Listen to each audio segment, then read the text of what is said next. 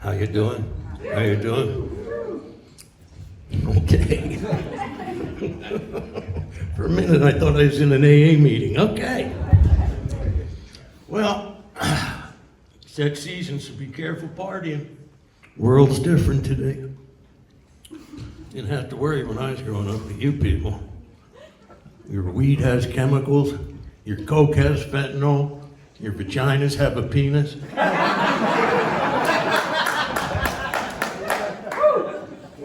It's a tough world out there now. Dude, are you sucking on a straw over there? Okay.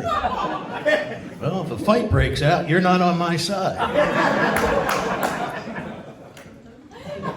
Some men just shouldn't drink with straws, you know? It just doesn't look good. I'm gonna kick some fucking ass. Back up, fucker!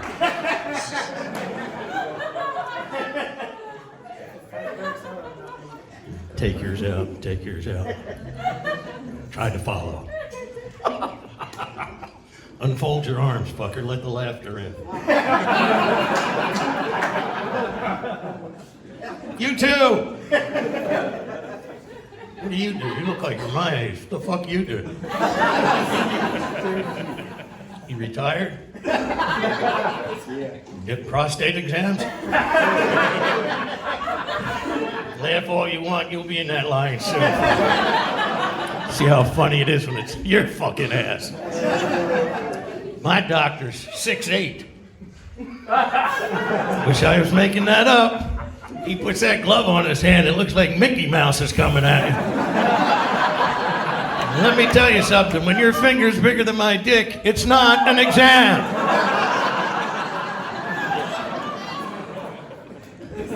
Some sort of rape or some shit. I want to have a pinch hitter.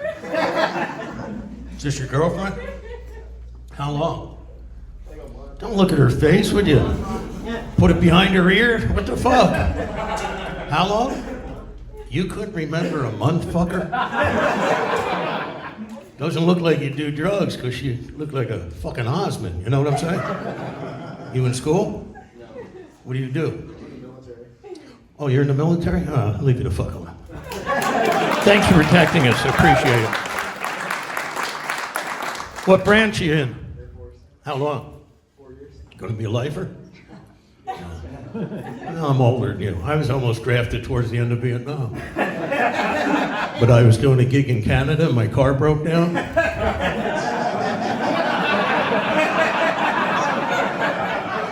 4 years to get a fucking battery in Canada. 4 years!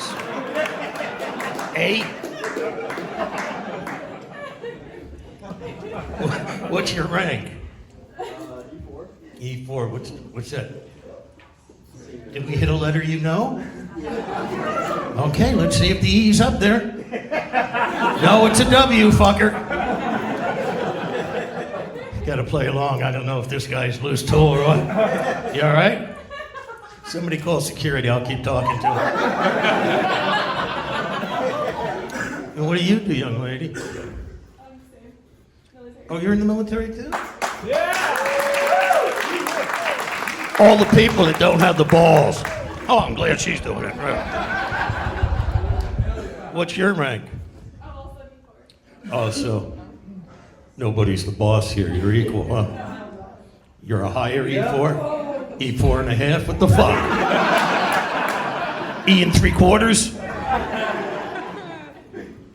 What have they trained you to do? You do, oh, computer shit? Fucking ruining the world. Nobody can hold fucking conversations anymore. God damn. You're so lucky. When I went to school, there were no computers. You had to think. I'd love to go back now. You need an answer. Wait, there it is. Shit, when I went to school, all I had was a pencil and the kid next to me. And if he would have applied himself, I think I could have been somebody. A little Korean kid always covering his fucking desk. Still looking for him.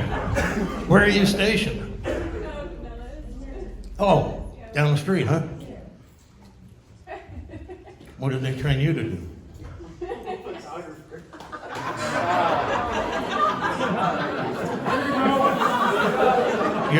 You're the photographer? I missed it! Shoot him again! The fuck job is that? Tell him to drop the bomb! I missed it!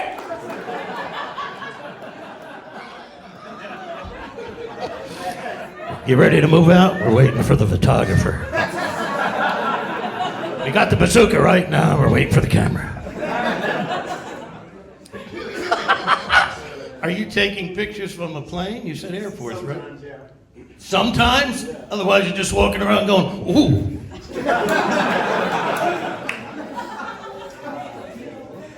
What do you take pictures of when you're not in a plane? It's just like events on base. Oh, events on base. Little waterboarding. You guys been real nice. Have a good New Year. Merry Christmas. Thank you. Yeah. All right. So, welcome back to Killing Crickets. It's an honor to have this gentleman on with us, Allan Stephan. You guys, you were an executive producer on Roseanne, weren't you?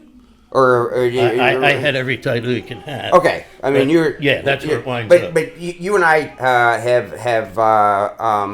we've I guess we've gone through a lot of the same path because we both came up at the Comedy Store. You came up, I mean, I guess right after I was born, you started there, and then, but I brought you up actually when we were at the other Wise Guys this time, because that's a real story. So I was first in LA, still wasn't in at the store, didn't even have a job there, and a friend of mine knew Jeff Altman, kind of like by, through his dad or something, and he was doing a guest spot at the Ice House, and you were headlining. And so we got they stuffed us in the back, and we got some seats to watch the show. And I remember just watching you just fucking crush it that night. You were doing, it was at the time, you were doing a bit about your nephews and, how they looked up to you and like how you were just basically like a superhero to your nephews. And I just remember watching you like, man, I'm never going to be that good. Because just the nuances, the way you were able to weave all your comedy together, man, it was just, it was one of those times where it's like, a set that I'm sure you don't remember, but I still remember because it influenced me and still resonates for me watching such a professional handle it like that, man. It didn't start out that way. It never does. When I get to this Comedy Store, they needed comics. Yeah.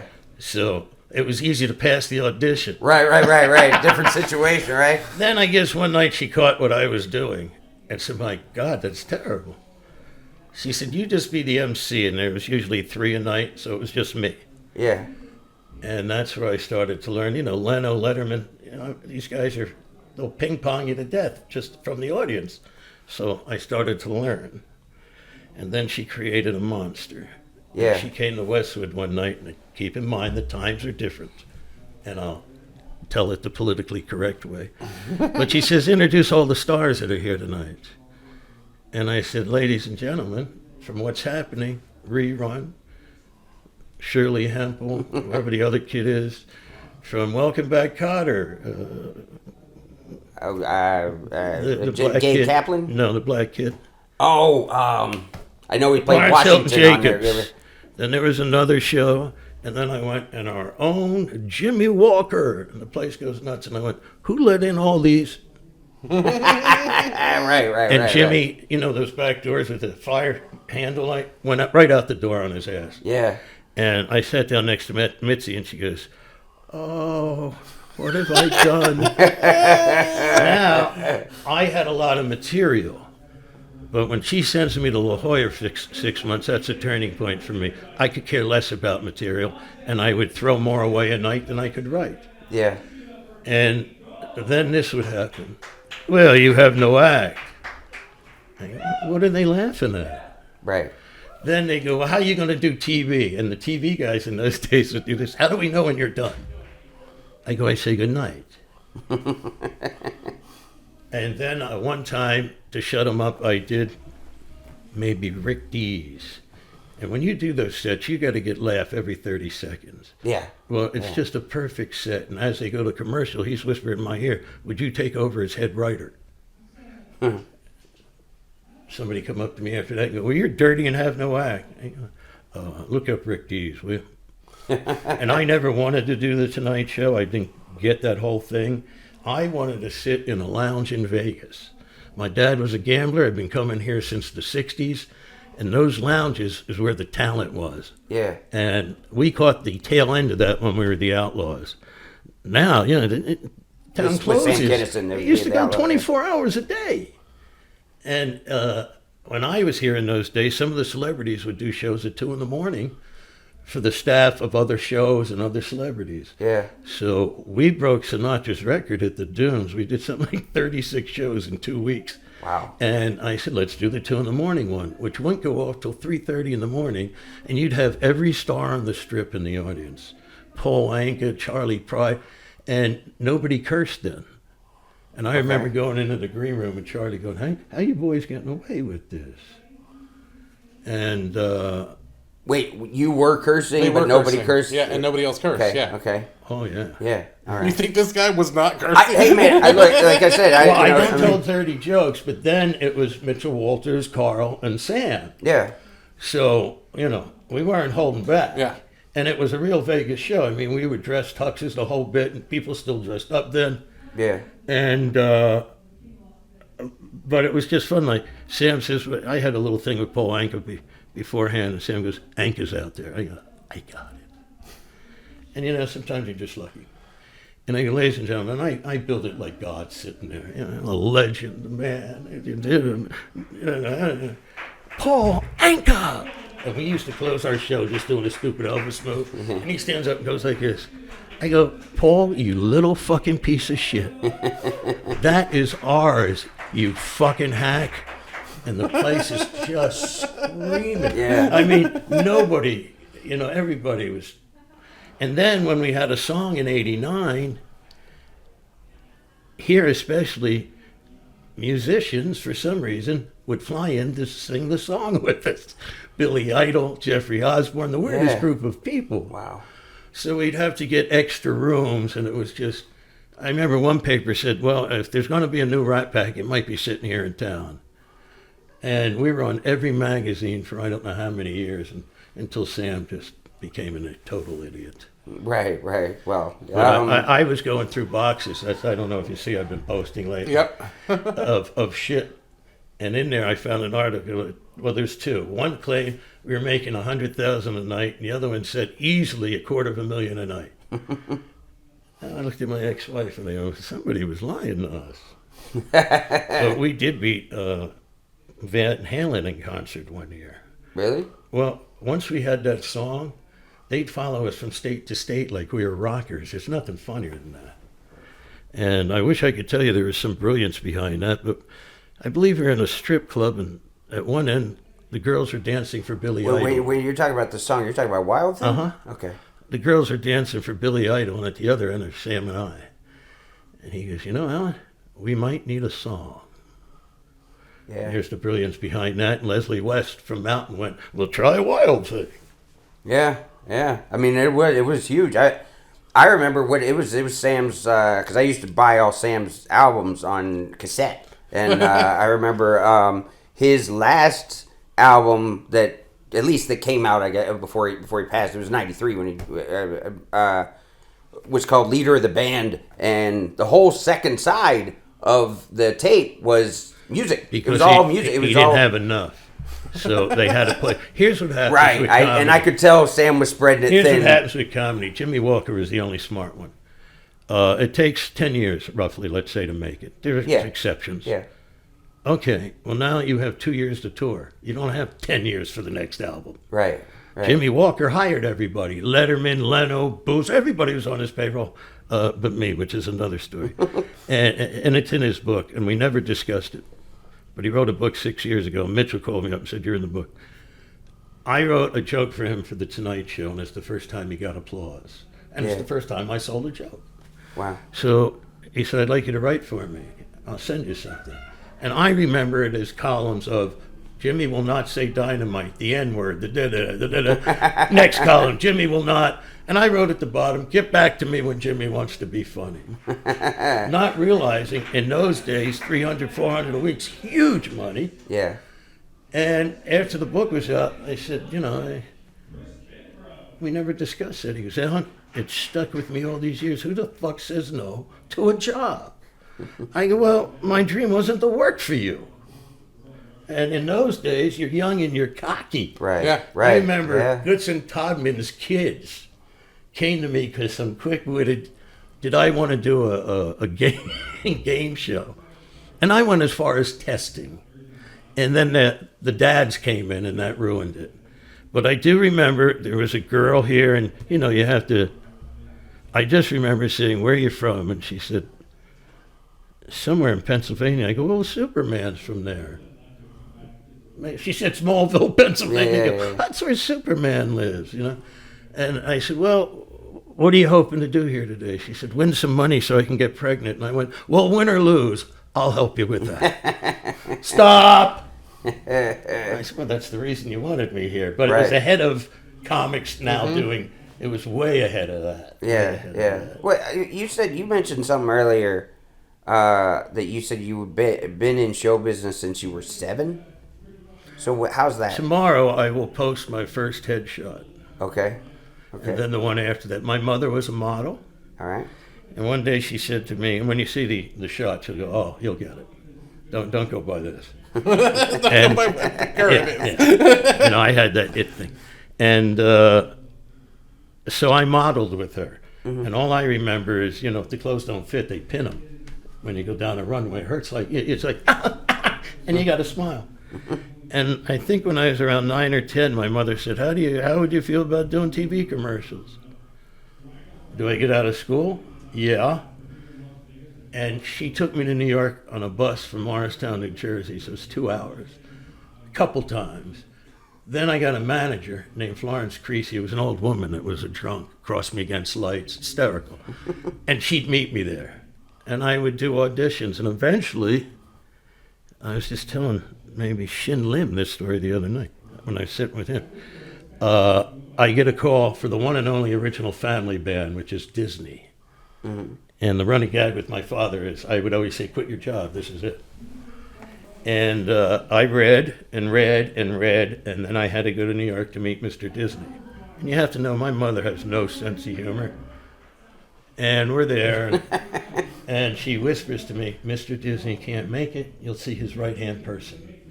And you had to sing and dance and play an instrument. Yeah. So to me, the desk looked like the size of this room, I'm 12. So I get drumsticks across her desk, I dance, I sing, and she's crying. I go, "That's it." So I come out and I go, "Mom, I made her cry." And she goes, "Oh, Mr. Disney's dead. Get in the elevator." He had passed away. Nobody knew he had cancer. He was keeping it a secret, the rat bastard.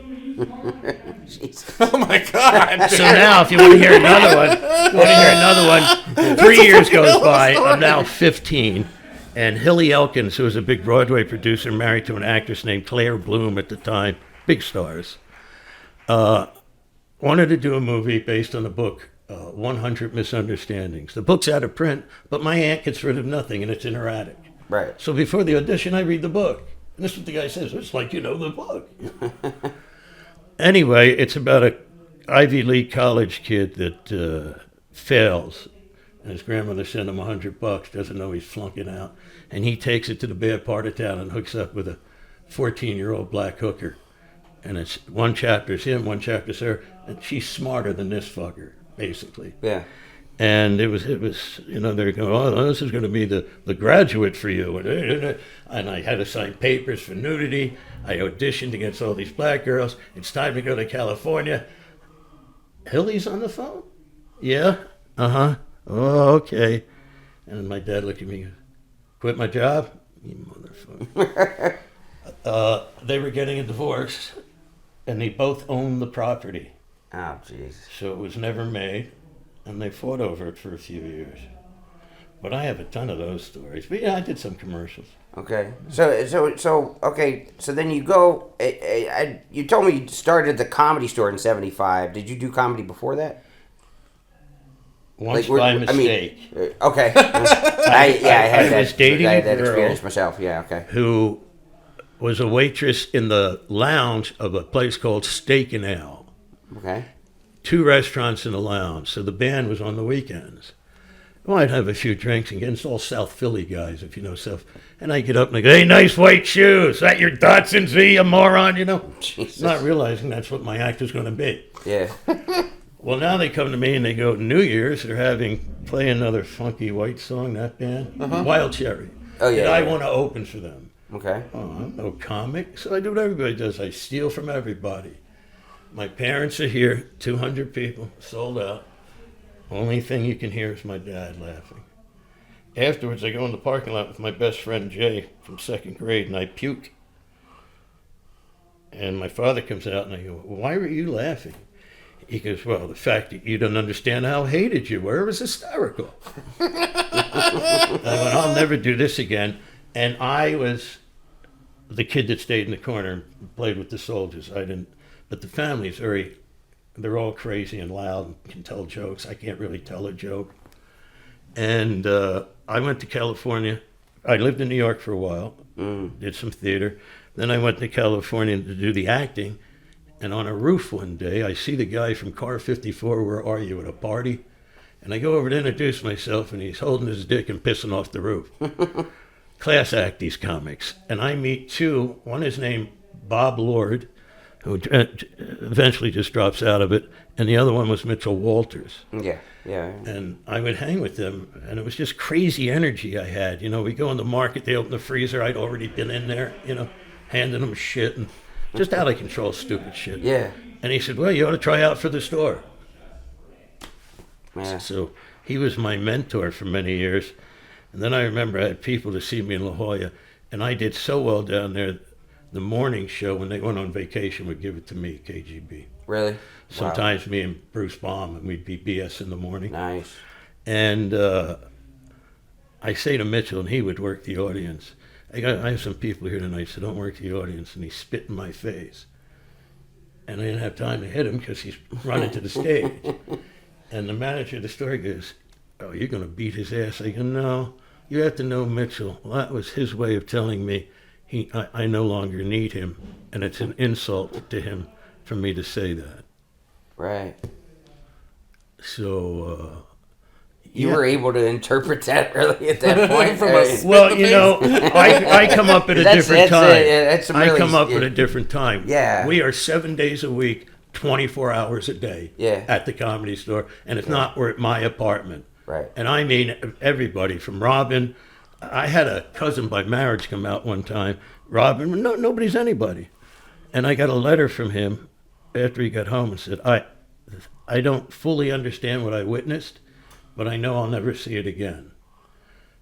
It was, all we did is try to top each other. And it would just get funnier and funnier. Yeah. And it was a different kind of camaraderie. Yeah. Nobody had done TV. When I get there, Freddie Prinze is the big star, and he's gone within 8 months. Mm-hmm. So then it's Jimmy Walker. Pryor is still a few years away. And then that strike changes everything. Yeah. But like in my day, I knew every comic around the country. Yeah. And I remember Kip Adada, I don't know if you know who he is. I do. I know these guys, at least by their picture. Because I used to work in the door 90 side. or 89, calls me. He's in the middle of nowhere, Illinois. He goes, it's over, Allan. It's just over. I go, what are you talking about? He said, I'm gassing up, and there's nothing as far as the eye can see. And I think I'm being recognized. The guy pumping the gas says, "Hey, aren't you Kip Adati?" He goes, "Well, yes, I am." He goes, "Well, hey, I'm on at the bowling alley tonight. How would you like to come to my show?" It's fucking over, Alan. See, there was no MTV for comedy. Right. You know what I mean? MTV ruined music. That ruined comedy. Yeah. You know what I mean? Yeah. Very few people in my day said, "I want to be a comic." Like when there was a strike, right. we knew how many hundreds of comics there were. Right. Right. Every time somebody come from New York or Boston, oh, he's the best. Within 3 weeks, they usually go home with their tail between their legs. Yeah. There's exceptions. Plus, she was unique in a sense. She would put on shit nobody would put on. Mitzi. Yeah, including me in that category. Mm-hmm. But I remember Dice just had 3 impressions. Yeah. Yeah. They were great. He wasn't Dice yet, was he? He was just Andrew. He wasn't Buddy Love yet. Okay. You know that movie, Nutty Professor? I do. I know the movie. Jerry Lewis is his idol. Right. I remember that was one of his impressions, right? In the movie, The Nutty Professor, he's just a goofy schmuck. Yeah. But then the formula, and he becomes the handsome, debonair, prick, club entertainer, Right. Buddy Love. And that's Dice. That's who became Dice. That's where it hilarious. gelled from. Yeah. I mean, I don't know, because you were part of it, with that whole that generation, that you guys really. I mean, it's kind of like I compare I always compare things to sports because that's just how I make sense of things. But it's like when you talk about like the NBA or something like that became how it became this like sort of colossus, because before Magic Johnson and Larry Bird and then Michael Jordan, they made becoming an NBA player this goal for like little kids who were maybe growing up poor, who had some sort of skill or whatever. Well, that was the only way out. Right. So look at it this way, like, oh, I can make it and I can buy my mom a house and I can, I can get out of here and take everybody with me. And like the only reason that was a goal that they could look at was because guys like, Jordan and like that sort of made it, Well, this big thing. one of my other shows was a sports show. One of the other, which Arliss on HBO for 7 years. I didn't know you were part of that show. Okay, yeah, that did well too. Okay, So it's a little bit of a success. So I know some of those. Got a bit of a resume, guys. sir. All right. Yeah, and I get it because I remember. What's the other team here? Not the Lakers. Is it But the Clippers? Clippers? Yeah. I remember them coming around with boxes of tickets, begging, please, we can't, we have nobody. But that's how the Lakers started too in LA. If Yeah, you know, yeah. And I understand, like, when MTV started, it said that there's no music TV because the real MTV comes from Michael Nesmith was involved from the Monkees. Yeah. He was smart. Mm-hmm. Now it's just bullshit, as is Comedy Central. Yeah. When they started, they had nothing. So I remember they'd find us from these shit clubs. You go ahead and record it. Yeah. And you'd be on a loop for 24 hours, Right. 7 days a week. Right, yeah. So in the beginning, it helped that way. And then some of us would do the videos. But then once the Comedy Central started, it was the beginning of the end. The beginning of the end also, too, is what I call vaudeville. When the clubs first started, it was first club I go right to headlining. Yeah. And it's Basins Up in Denver, which becomes the Comedy Works. But it was a jazz club upstairs first. And I'm done. And, I'm trying to be funny. There's powder in their dressing room, so I just throw it in my face. And they knock on the door. What? They open the door. They go, "Oh, I'm busy." He goes, "Well, they're going to love you next show." I go, "Well, how many people are in line?" He goes, "What do you mean?" I go, "How many are here for the next show?" He goes, "Well, the same people. We don't turn it over." What? I have one joke left. And the guy literally goes like this. "Oh, you're so funny." And that's where I really learned to sing and dance because I did an hour and 10 minutes. Right. And from that point on, I went, why should I bust my nut writing jokes? What I do is if I like it, I remember it. Yeah. That's I had to learn that myself. Just about I had to write on stage because I need adrenaline in order to write, and I can't write without it, and I can't get that at home. I can for so others. It's what's that? I can for others. obviously. You know, like one time, it's a joke I do a long time, but when I was married, I hadn't done stand-up in 14 years, and my wife, we were somewhere in a little room, Studio City, Vintello's maybe, and she goes, why don't you go up? So finally, the guy just brings me up, and I sat down, and I said, my wife, married, I know it's not going to work, because in my mind, I've killed her 9 times. And the whole joke just came out, the Law and Order, the whole thing just came out. And I sat down, and I went, well, maybe I will do this again. And then I did it, and I remember, did you know who Richard Jeni was? Yeah, of course. It's my 3rd or 4th time up at the Laugh Factory, and you see what I do. It's I'm doing it 100 years. So Yeah. I'm not too worried if they don't like me. And I still am. Just a little. And he comes running outside. He goes, "Are you back?" I mean, he goes, "How many times have you been up?" I went, "I don't know, 3 or 4. What? And as he walked away, Sabrina says to me, "He's going to hurt himself." 3 days later, wow. he was gone.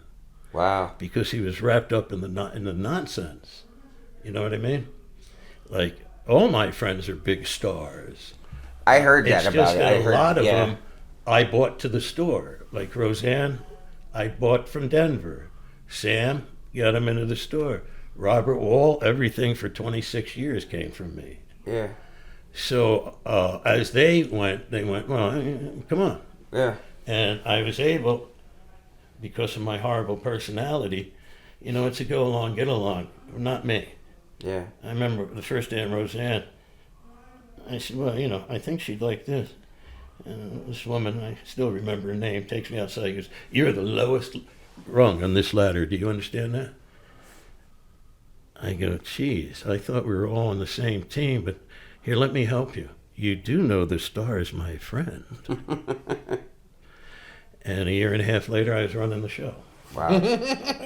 So believe me, a lot of people were not happy. Nice. I did what I had to do. Man. That's And, fucking and sweet, with man. Arliss, I had been around Robert. Robert's not a guy who gives compliments or makes you believe in yourself, because no one is greater than him. Okay. So we went to do a roast. They're making Bob Costas the B'nai B'rith Man of the Year. Like they're out of Jews. So I have a memory for comedy that's unbelievable. And I remember an old Marty Allen, Steve Rossi bit. And I changed it. So Robert says to the rabbi, "You mind if I make Bob an honorary Jew?" And of course they're all going to play along. And he gets up and he has him repeat Yiddish. And the joke is, he goes, "What did I say, Robert?" He goes, "You just donated $250,000 to B'nai B'rith. Sit down, Jew boy." Well, it was in all the papers. And we're at a dinner. And Bob Costas goes, "Who else wrote with you?" And Robert goes, "That's all I got." He goes, "I called every Jew. Belzer, Reiser." He named 5 or 6 Jews. He goes, "I didn't come close to what you guys did." He goes, "I just got him." And that was our relationship. So flying back, he says, "I had this idea for a sports show." And HBO picked up 6 scripts, and they hate the first 5. Jeez. So I go, "Well, maybe I should write one. I can't be worse than them." And this is how Robert is. "Yeah, you can." Don't sell yourself short. You can do a bad one. So